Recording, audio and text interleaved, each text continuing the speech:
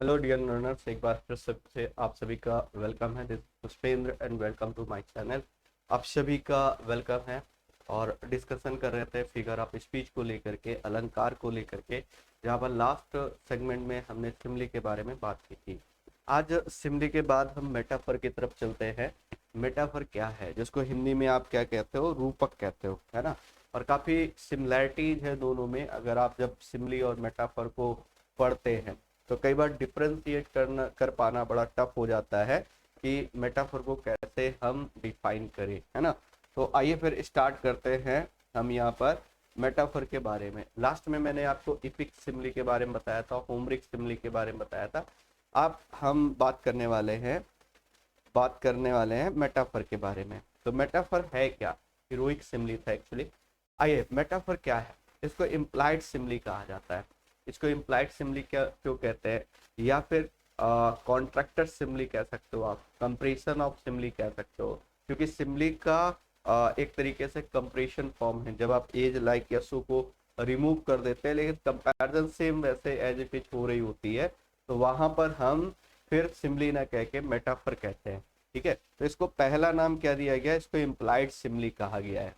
तो एक पॉइंट तो आपको सबसे पहले ये याद रखना है कि it is called implied simile. Implied simile क्यों कह रहे हो? ठीक है, कॉन्ट्रैक्टेड सिमली क्यों कह रहे हो? क्योंकि जब किसी भी सेंटेंस में आप एज लाइक या सो हटा देंगे तो वो क्या बन जाएगा? That becomes metaphor. ठीक है, जैसे एक एग्जांपल से मैं आपको समझाता हूँ। मैंने कहा, आपने कहा x x is like why, x is like why, है ना। तो ये सिंपली का एग्जांपल है। एक्स ठीक वैसे ही है जैसे वाई है, मतलब दोनों की कंपैरिजन कर रहे हो आप, है ना। और इसी में मैं अगर इसको डायरेक्ट लिख लूँ एक्स इज वाई, तो ये मेटाफर का एग्जांपल हो गया। ये किसका एग्जांपल है? मेटाफर का। ये एग्जांपल है सिमली का। तो इसलिए इसको इम्प्लाइड सिमली कह रहे हैं, कॉन्ट्रैक्टेड सिमली कह रहे हैं, क्योंकि इज लाइक सो जैसे हटा देते हो वैसे ये एग्जांपल बन जाता है आपका किसका? मेटाफर का। ठीक है, तो the word metaphor comes from the Greek word Meta. Meta का मतलब कवर होता है, एंड फेरो का मतलब होता है कैरी। ठीक है, इसका मतलब ओवर होगा। ठीक है, इसका मीनिंग होगा ओवर, एंड फेरो का मतलब होता है कैरी। तो इसका मीनिंग क्या हो गया? कैरी ओवर, है ना। तो किसी चीज को कैरी ओवर मतलब एक क्वालिटी को दूसरे पर्सन तक कैरी ओवर करके ले जा रहे हो, है। जैसे आप कहते हो Kalidas is the Shakespeare of India, है ना। कालिदास को क्या बता रहे हो? शेक्सपियर बता रहे हो, है ना। इंडिया का शेक्सपियर बता रहे हो। तो कालिदास की क्वालिटी सेम वैसे कंपेयर कर रहे हो जैसे शेक्सपियर की है। तो जिस तरीके से कालिदास अपनी फील्ड में, संस्कृत लैंग्वेज में जिस तरीके से उनका नेम है, उसी तरीके से इंग्लिश की बात करते हैं तो इंग्लिश में शेक्सपियर का नेम है। तो दोनों में कोई ना कोई क्वालिटी ऐसी है जो कॉमन है, लेकिन फिर भी एज लाइक या सो का यूज नहीं कर रहे हो। जैसे camel is the ship of the desert, है ना। कैमल को क्या बोलते हो? कि डेजर्ट का सिप है ना। तो इनमें कंपेयर कर रहे हो आप, है, लेकिन फिर वही एज लाइक या सो का यूज नहीं कर रहे हो। तब एक एक करके इसके पॉइंट डिस्कस करना स्टार्ट करते हैं। तो पहले इसकी डेफिनेशन एक्चुअल में देख लेते हैं। डेफिनेशन क्या है? A figure of speech in which two objects are compared. इसमें भी सेम वैसे जैसे सिंबली में दो ऑब्जेक्ट कंपेयर कर रहे थे, वैसे यहाँ पर भी दो ऑब्जेक्ट कंपेयर्ड होंगे, एंड ट्रीटेड एज वन, और उनको एक ही तरीके ट्रीट करना है। ठीक है, क्योंकि कोई ना कोई क्वालिटी ऐसी मिल रही होगी जो दोनों में कॉमन होगी। कह रहा WhatsApp comparison are not use, मतलब एज लाइक या सो का यूज नहीं करना है। और ये जो सेकंड डेफिनेशन आप देख रहे हैं, ये आपके एग्जाम में पूछी गई है। एग्जाम में पूछी गई डेफिनेशन है, इसलिए मैंने इस डेफिनेशन को भी यहाँ पर इंक्लूड कर लिया है। कह रहा फिगर ऑफ स्पीच एक ऐसा figure of speech where in a comparison is made, जिसमें आप कंपैरिजन करते हैं between two unlike qualities without the use of the words as like or so, है ना। तो इन सभी वर्ड्स के बगैर आप कंपैरिजन कर रहे होंगे, उसको क्या बोलेंगे? उसको आप मेटाफर का नाम देंगे। आप कुछ एग्जाम्पल्स की तरफ रुख करते हैं, क्योंकि एग्जाम्पल्स बेहद इंपॉर्टेंट है। क्योंकि आपको डेफिनेशन कम देता है, एग्जाम्पल्स बहुत ज्यादा पूछता है, तो एग्जाम्पल पर आपका फोकस भी ज्यादा होना चाहिए। ठीक है, तो life is a dream, life क्या है? स्वप्न है। लाइफ की को कंपेयर कर दिया किससे? ड्रीम से। तो लाइफ इज अ ड्रीम, ये एग्जाम्पल है मेटाफर का। ठीक है, तो जिस तरीके से कहा जाए कि ड्रीम है, सेम वैसे लाइफ को बता दिया गया। लेकिन इसी को आप अगर ऐसे लिख दें, आपने ऐसे लिख दिया लाइफ इज इज ठीक है, लाइफ इज लाइक ड्रीम। अब अगर इसको आप ऐसे लिख दे रहे हो, अब आपने यहाँ पर लाइक लगा दिया तो ये सिमली का एग्जाम्पल बन गया।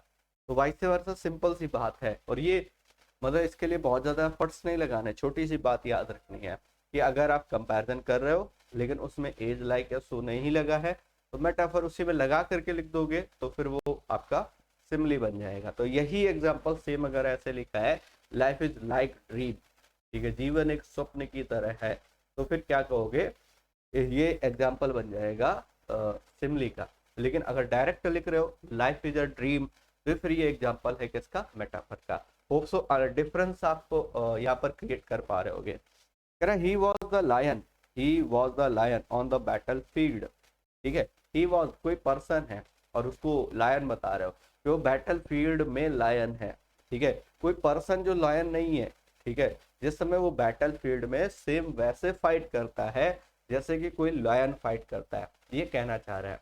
तो इसका मतलब इस पर्सन को किसके इक्विवेलेंट बता दिया आपने, एक लायन के इक्विवेलेंट बता दिया। तो यहाँ पर अगेन ये एग्जांपल किसका बन गया, मेटाफर का भी एग्जांपल बन गया। Life was he was a lion on the battle field, तो से ठीक उसी तरीके से फाइट करता है, उसी तरीके से लड़ता है जिस तरीके से कोई लायन बैटल फील्ड में लड़ता है, वो किसी को नहीं छोड़ता। उसी तरीके से ये पर्सन भी है, ये अपने अपोजिशन को बिल्कुल भी चांस नहीं देता है। आगे चलते हैं, is there a black ship in your family.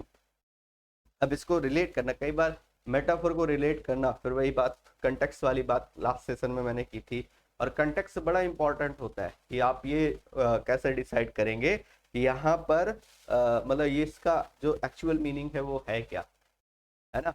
तो यहाँ पर जैसे लिख रहा है, is there a black ship in your family. Black sheep का मतलब जो बहुत ही एक तरीके से आप कह सकते हो ऐसा इंसान जो पूरी फैमिली को बदनाम करता है, बड़ा धूर्त टाइप का इंसान कह सकते हो, है ना। तो is there a black ship in your family, मतलब आपकी फैमिली में कोई एक ऐसा पर्सन है जो ब्लैक शिप की तरीके है, मतलब किसी पर्सन की कंपेयर ब्लैक शिप से कर रहे हो। तो ब्लैक शिप का मतलब नॉर्मली जो शिप होती है वो ब्लैक नहीं होती है, आप जानते हो कि वो मतलब ग्रे कलर की होती है ज्यादातर। तो ये यहाँ पर क्या कहना चाह रहा है कि ब्लैक सीप है, तो इसका पर्सन कोई ब्लैक सीप है, मतलब पर्सन की को किससे कंपेयर कर रहे हो, ब्लैक सीप से। इट मीन्स वो जो पर्सन है वो ब्लैक शिप की तरीके है, मतलब वो बहुत ही धूर्त इंसान है जो पूरी फैमिली की बदनामी का कारण बनता है। जैसे मान लिया फैमिली में 5 लोग हैं, उन 5 में से एक पर्सन ऐसा है जो हमेशा कुछ ना कुछ उसकी एक्टिविटीज ऐसी होती है जिसकी वजह से फैमिली की रेपुटेशन बहुत खराब होती है। तो पर्सन कैसा है, वो ब्लैक शिप है, और this that person is called black ship. उस इंसान को, उस पर्सन को हम किसका नाम देंगे, ब्लैक शिप का नाम देंगे। तो होप सो बात क्लियर हो गई। Life is not a bed of roses, ठीक है, जीवन जो है वो फूलों की सेज नहीं है, बेड ऑफ रोजेस नहीं है, ये आप कहते हो, है ना। तो जिस तरीके से फूलों की सेज होती है, फूलों का सेज मतलब जो बहुत ही मखमल है, जो बहुत ही ज्यादा कंफर्टेबल है, ठीक है, जो बहुत ज्यादा ईज है, तो लाइफ वैसी नहीं है, ठीक है। लाइफ की कंपेयर कर रहे हो बेड ऑफ रोजेस से, बेड ऑफ रोजेस का मतलब फूलों की सेज जो बहुत ही ज्यादा आप कह सकते हो बिल्कुल वेलवेट की तरीके है, ठीक है। अब इसी में अगर आप ऐसे लिखते हो life is not like a bed of roses, तो ये एग्जाम्पल किसका बन जाएगा, ये एग्जाम्पल बन जाएगा आपका सिमली का। जैसे ऊपर वाले में is there like a black ship in your family, example simile का बन गया। जैसे जैसे लाइक इनमें ऐड करते जाओ आप, लाइक ऐड करते जाओगे, वैसे ही एग्जाम्पल बन जाएंगे सिमली के, ठीक है। तो इस बात को समझना बहुत जरूरी है कि Simli versus metaphor, metaphor versus Simli, ये जो डिफरेंस है ये बहुत जानना जरूरी है, क्योंकि यहाँ पर आप कई बार फंस जाते हो, है ना। तो आगे चलते हैं अनदर वन, अगले क्वेश्चन में। ये आप देखेंगे एज यू लाइक इट का, विलियम शेक्सपियर का के प्ले का बहुत अच्छी कोट है, all the world is a stage, all the world is a stage, ठीक है। All the world is a stage and all the men and women merely players, they have their existence, their entrances, ठीक है। तो जो world है वो कैसा है, वो एक स्टेज के तरीके है। जिस तरीके से एक स्टेज में जो एक्टर्स होते हैं, करेक्टर्स होते हैं, वो आकर के परफॉर्म करते हैं, उनके आने का जाने का समय बिल्कुल सुनिश्चित है, तो उसी तरीके से अगर हम बात करें वर्ल्ड भी एक स्टेज है, जहाँ पर हर एक व्यक्ति आता है और अपने जो करेक्टर्स है उसका रोल प्ले करता है और उसके बाद चला जाता है। तो यहाँ पर किसकी कंपेयर कर रहा है, वर्ल्ड की कंपेयर कर रहा है, किससे, स्टेज से। World is a stage, all the world is a stage, ठीक है। तो ये जो वर्ल्ड है पूरा एक स्टेज की तरीके है, जैसे तरीके स्टेज में सारी चीजें सेट होती हैं, सारे करेक्टर्स के एक्शंस जो होते हैं, उनके डायलॉग्स जो होते हैं, सब कुछ सेट होता है, वैसे लाइफ में इसी तरीके से चीजें सेट है। यहाँ पर भी लोग आते हैं, सारे जो मैन वुमेन आते हैं, वो क्या करते हैं, अपना रोल प्ले करते हैं और चले जाते हैं, है ना। ये as you like it, as you like it जो प्ले है विलियम शेक्सपियर का, उसकी लाइंस है, as you like it, William Shakespeare, ठीक है, की लाइंस हैं ये, याद रखिएगा। चलिए, अब इसी में अगर आप इसको ऐसे लिखते हो, all the world like is like a stage, अब लाइक लगा करके लिख दिया, all the world is like a stage. हालांकि ऐसे विलियम शेक्सपियर साहब ने नहीं लिखा है, लेकिन अगर आप लगा करके लिखते हैं तो ये एग्जाम्पल किसका बन जाएगा, सिमली का बन जाएगा। Life is a tale told by an idiot, ठीक है। लाइफ लाइफ एक कहानी है जो किसी इडियट के द्वारा लिखी गई है। तो लाइफ को किससे कंपेयर कर रहे हो, लाइफ को कंपेयर कर रहे हो एक कहानी से, ठीक है। लाइफ इज अ ड्रीम, जैसे पीछे आपने पढ़ा, लाइफ इज अ टेल, जीवन एक कहानी है ना। All the world is a stage, तो ये जो वर्ल्ड है ये एक स्टेज है। Camel is the ship of the desert, तो सारे एग्जांपल ये किसके हैं, मेटाफर के एग्जांपल है, ठीक। Another one, life is a walking shadow, तो life is a walking shadow अगला एग्जांपल है। लाइफ को कंपेयर किससे कर रहा है, वॉकिंग शैडो से कंपेयर कर रहा है। लाइफ जो है वो एक वॉकिंग शैडो है, ठीक है, वॉकिंग शैडो से कंपेयर कर रहा है। फिर अगेन वही सेम बात कि लाइफ के साथ यहाँ पर भी आप लाइक लगा दीजिए, एज लगा दीजिए, life is like a walking, life is like walking shadow, तो ये एग्जांपल बन जाएगा सिमली का। तो आप ये कह सकते हो, you can say like this, कि जो भी मेटाफर है, you can change metaphor into simile, and you can also change simile to metaphor. तो सिमली से मेटाफर बना सकते हो एंड मेटाफर से सिमली बना सकते हो। He is a fan of stagnant water, रुके हुए वाटर के तरीके है। तो किसी लेडी की कंपेयर कर रहा है स्टैग्नेंट वाटर से, है ना। जिस तरीके से एक स्टैग्नेंट वाटर है, रुका हुआ पानी है ना, ठीक उसी तरीके से वो लेडी है। और फिर अगेन यहीं पर सेम कहानी, she is like a fen, she is like fen of stagnant water. अगर आप लाइक लगा करके लिख देंगे तो ये एग्जाम्पल अगेन किसका बन जाएगा, मेटाफर का बन जाएगा। अनदर वन, आगे बढ़ते हैं। इफ, ये बड़ी इंपॉर्टेंट लाइन है और ये कई बार आपको देखने को मिलती है। If music be the food of love, है ना, if music be the food of love play on, ठीक है। यदि जो म्यूजिक है वो फूड ऑफ लव है, तो इसको क्या करो, बजाते जाओ, प्ले ऑन करते जाओ, है ना। तो यहाँ पर music can be compared with food of love, music को क्या बता दिया गया, फूड ऑफ लव कह दिया गया। अगेन कंपैरिजन हो गई, है ना। और ये भी शेक्सपियर के द्वारा कंपोज की गई लाइंस है, और ये बहुत ज्यादा एग्जाम में पूछी जाती है। If music be the food of love play on, ठीक है। Love is the spice of life, life is dream, love is the spice of life, वैसे ये भी है। लव को क्या कह रहे हो, स्पाइस ऑफ लाइफ कह रहे हो, ठीक है। जिस तरीके से स्पाइसेस लाइफ में क्या करते हैं, कुछ जिस तरीके से स्पाइसेस क्या करते हैं, अपने फूड को और ज़्यादा डिलीशियस बनाते हैं, वैसे लव जो है वो लाइफ के स्पाइस की तरीके है, ठीक है। अनदर वन, आगे बढ़ते हैं। Camel is the ship of the desert, ये ऑलरेडी डिस्कस कर चुके हैं हम लोग। Camel is the ship of the desert, clear है। आगे बढ़ते, O wild west wind thou breath autumn's being, PB Shelley की बहुत ही प्यारी सी पोएम है। ओ वाइल्ड वेस्ट विंड, पश्चिम से चलने वाली जो हवा है उसको लेकर के, वो कितनी पावरफुल है, कितनी जायंट है, उसको लेकर के पीबी शैले कंपोज करते हैं, ओ वाइल्ड वेस्ट विंड, है ना। हालांकि इसमें more than one figure of speech है, लेकिन फिलहाल हम मेटाफर पढ़ रहे हैं तो मेटाफर की बात करेंगे। तो यहाँ पर देखिएगा, ये पहली बात तो पीबी शैले के द्वारा कंपोज की गई पोएम है। राइटर कौन है, पीबी शैले, और नेम क्या है, ओ वाइल्ड वेस्ट विंड, जो स्टार्टिंग वाली लाइंस है वही है आपकी, ओ वाइल्ड वेस्ट विंड, ओ वाइल्ड वेस्ट विंड, सेम इसका भी नाम सेम है। तो ओ वाइल्ड वेस्ट विंड जो है वहां से लाइन कंपोज की गई हैं। और इन लाइंस में कहाँ पर मेटाफर है ये जानने की कोशिश करते हैं। वैसे तो यहाँ पर पहला जो फिगर ऑफ स्पीच है वो एलिट्रेशन है। एलिट्रेशन देखिए, एक तो पहली बात एड्रेस कर रहे हो तो एपोस्ट्रॉफ भी है, स्टार्टिंग की जो लाइन आप लिख रहे हो ओ वाइल्ड वेस्ट विंड, इसमें एपोस्ट्रॉफ भी है।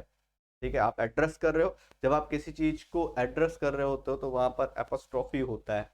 इसके बाद दूसरा जो फिगर ऑफ स्पीच है वो एलिट्रेशन है। एलिट्रेशन का मतलब जब रिपीट करते कंसोनेंट साउंड जो होते हैं वो रिपीट होते हैं, वहां पर एलिट्रेशन बन जाता है, अनुप्रास अलंकार जिसको बोलते हो। और तीसरा जो फिगर ऑफ स्पीच है वो ये है ओ वाइल्ड वेस्ट विंड। दाऊ, दाऊ का मतलब यू है, दाऊ का मतलब यू, दाऊ ब्रेथ, ब्रेथ करने का मतलब होता है सांस लेना। ठीक है, ब्रीदिंग की जो प्रोसेस है, इनहेलिंग एक्सहेलिंग का जो प्रोसेस है उसको हम बोलते हैं breath. Breath of autumn's being, तुम ऑटम की, ऑटम्स बीइंग की ब्रेथ हो, है ना। तो यहाँ पर वेस्ट जो वाइड वेस्ट विंड है, पश्चिम से चलने वाली हवा है, उसको ऑटम्स की बीइंग बताया है। ठीक है, ऑटम मतलब पतझड़, है ना। तो उसको देखो, जिस तरीके से कोई ह्यूमन बीइंग ब्रेथ करता है, ठीक उसी तरीके से यहाँ पर कंपेयर कर रहा है कि जो वाइल्ड वेस्ट विंड है वो ठीक वैसे ब्रेथ कर रही है जैसे ऑटम्स बीइंग की ब्रेथिंग है। तो यहाँ पर वेस्ट, वाइल्ड वेस्ट विंड की कंपेयर किससे कर रहा है, ऑटम्स बीइंग से कर रहा है। You can say like this. तो क्लियर हो गई बात। Friendship is the sheltering tree, है ना। फ्रेंडशिप को ट्री की तरीके बताया, शेल्टरिंग ट्री, जिस तरीके से कोई पेड़ है वो शेल्टर करता है, शरण देता है किसी को, ठीक उसी तरीके से फ्रेंडशिप जो है वो लोगों को क्या करती है, शरण देती है ना। इट मीन्स शरण देने का मतलब है कि उसको सपोर्ट करना, है ना। तो जिस तरीके से फ्रेंडशिप सपोर्ट करते हैं लोगों एक दूसरे को, उसी तरीके से जो शेल्टरिंग ट्री है वो भी क्या करता है, किसी न किसी को क्या करता है, सपोर्ट करता है, उसको हेल्प करता है ना। आगे बात करते हैं revenge is a kind of wild justice. Revenge करने का मतलब बदला लेना होता है ना।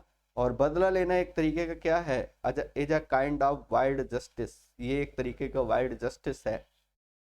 ठीक है, वाइल्ड जस्टिस, ठीक है। तो रिवेंज को वाइल्ड जस्टिस बताया, रिवेंज की कंपेयर कर दी वाइल्ड जस्टिस से। अब यहीं पर अगर आप लिखते हो revenge is like, revenge is like kind of wild justice, तो फिर ये सिमली का एग्जाम्पल बन जाएगा।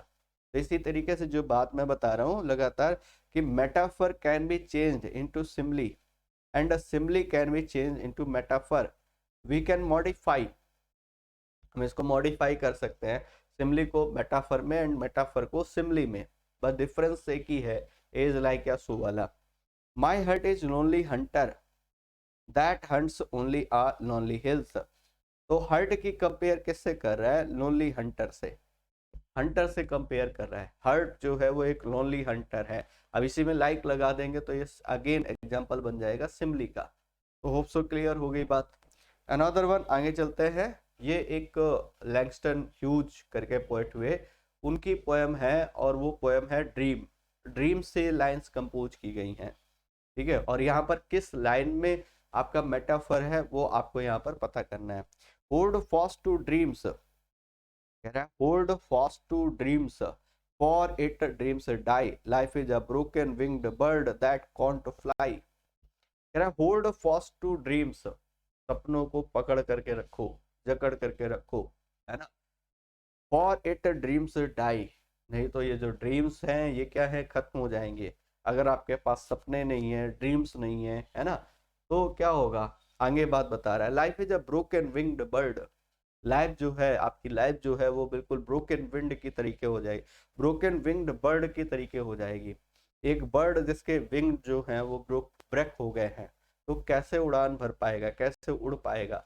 ठीक उसी तरीके से, ठीक ठीक उसी तरीके से एक पर्सन जिसके अंदर ड्रीम्स नहीं है, तो ड्रीम्स, जिस पर्सन के अंदर ड्रीम्स नहीं है, that can't fly, that can't dream, है ना। तो वो कहना चाह रहा है दैट कॉन्ट फ्लाई, वो उड़ नहीं पाएगा। होल्ड फास्ट टू ड्रीम्स, सपनों को जकड़ करके रखो। क्योंकि ड्रीम्स अगर डाई हो गए तो फिर आपकी लाइफ स्टेप वो ऐसे हो जाएगी जैसे कोई ब्रोकन विंग्ड बर्ड, जैसे किसी पक्षी के पंख काट दिए गए हों और फिर उसके बाद वो उड़ ना पाए। तो यहाँ पर life can be compared with broken winged bird. Life की कंपैरिजन किससे है? Broken winged bird. इस लाइन में कौन सा फिगर ऑफ स्पीच है? इस लाइन में मेटाफर है। You can learn like this, है ना। तो आपको दो चीजें ध्यान रखनी है कि मतलब एग्जाम्पल्स एक तो ज्यादा से ज्यादा करने हैं, जितने मैक्सिमम आप एग्जाम्पल कर लेंगे उतना बेहतर होगा, क्योंकि तभी आप बहुत अच्छे से एनालाइज कर पाएंगे।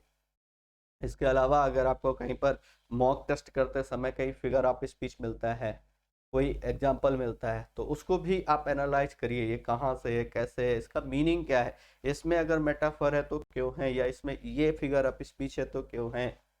ठीक है, लेकिन दो चार पांच एग्जाम्पल कर लेने से आपको लगेगा आप ऐसा नहीं होगा कि आप कोई भी एग्जाम्पल अगर आपको दे दिया जाए तो आप तुरंत डायग्नोस कर लेंगे। तो मतलब मे बी कुछ एग्जाम्पल्स तो कर लेंगे लेकिन हर एग्जाम्पल नहीं कर पाएंगे। तो वो जो दायरा है वो उसका आपको क्या करना है, उसका एक्सपोजर आपको बढ़ाना पड़ेगा, तभी आप कर पाएंगे। आगे चलते हैं। Next, the news was a dagger to his heart. The news was dagger. News जो है, जैसे मान लिया किसी को कोई खबर किसी को सुनने को मिली, कोई न्यूज सुनने सुनने को मिली, बहुत ही बुरी खबर थी, तो क्या कह रहा है? The news was dagger to his heart. ठीक है, तो न्यूज जो थी वो डैगर के समान, डैगर मतलब खंजर, है ना, खंजर के समान, जैसे किसी ने क्या किया हो, दिल में खंजर भोंक दिया हो, ठीक उसी तरीके की वो न्यूज थी। तो news can be compared here with dagger. News की कंपैरिजन आपने किससे की है? डैगर से की है। डैगर मतलब खंजर। तो news can be compared with dagger. यहाँ पर न्यूज की कंपैरिजन हम किससे कर रहे हैं? डैगर से कर रहे हैं, एक खंजर से कर रहे हैं। कि न्यूज ठीक उस डैगर के समान थी, न्यूज ठीक उस डैगर के समान थी, जैसे कोई खंजर दिल में फूंक दिया जाए, ठीक उसी तरीके से न्यूज हमें प्रतीत हुई। आगे चलते हैं। He is a giant. अब ये छोटे छोटे एग्जांपल्स मिलेंगे कि रोहन इज मिल्टन। जैसे मान लो अगर मैं ऐसे लिख दूं, मैंने यहाँ पर लिख दिया सरल इज मिल्टन। सरल इज मिल्टन, और सरल के वर्ड किसी भी पोएटिक चीज को कंपोज करने का ठीक वैसे ही तरीका है जैसे मिल्टन का। तो हमने कह दिया सरल इज मिल्टन। ठीक है, अब ये किसका एग्जाम्पल है? ये एग्जाम्पल मेटाफर का है। इसी में अगर आप लाइक ऐड कर देंगे तो ये एग्जाम्पल बन जाएगा आपका सिमली का, सरल इज लाइक मिल्टन। तो होप सो ये डिफरेंस आप क्रिएट कर पा रहे होंगे जो बार बार मैं आपको बता रहा हूँ। ही इज अ जायंट, कोई पर्सन है वो जायंट है, बड़ा ही विशाल काय है। ठीक है, तो आपने क्या कहा? आपने कहा ही की कंपेयर जायंट से कर दी। आगे चलते हैं। Full of sound and fury signifying nothing. तो साउंड एंड फ्यूरी की नथिंग से कंपैरिजन कर रहे हैं आप। Another one, you are the apple of my eye. तो अक्सर आप बोलते हो तुम मेरे आँख के तारे हो, और ये यू की कंपैरिजन किससे कर रहा है? एप्पल ऑफ माई आई, है ना, कि मैं तुम्हारे बगैर नहीं रह सकता। You are the apple of my आई।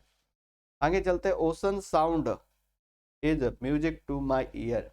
जो ओशन का साउंड है, ठीक है, जिस तरीके से ओशन में जल का जो साउंड होता है, ठीक है, वो म्यूजिक टू माई ईयर, वो एक म्यूजिक की तरीके मेरे कानों को लग रहा है। जिस तरीके से म्यूजिक को सुनने में मैं बहुत ज़्यादा एब्जॉर्ब हो जाता हूँ, इन्वॉल्व हो जाता हूँ, ठीक उसी तरीके से जो ओशन के साउंड है वो मुझे ठीक म्यूजिक की तरीके आनंद दे रहा है।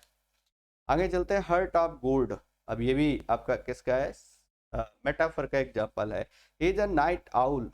ही पर्सन है कोई, वो पूरी रात जागता है ना। तो जिस तरीके से आउल जो होते हैं वो नाइट में एक्टिव होते हैं, ठीक उसी तरीके कोई पर्सन है, इंसान है, जो रात्रि में एक्टिव होता है, तो उसको क्या बोलोगे? He is a night owl. Time is money. ये बड़ी इंपॉर्टेंट लाइन है, बहुत ही खूबसूरत सी लाइन है।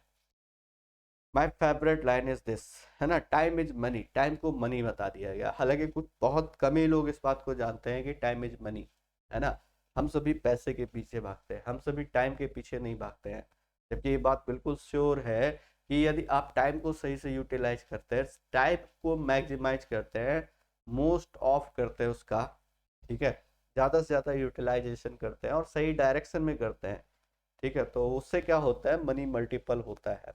इसलिए कहते हैं कि बहुत हार्ड वर्क करने से अच्छा है कि आप जो काम कर रहे हैं उसको सही डायरेक्शन में सही तरीके से करें, तो हो सकता है कम एफर्ट में कम टाइम लगा करके आप मैक्सिमम आउटपुट निकाल सकें।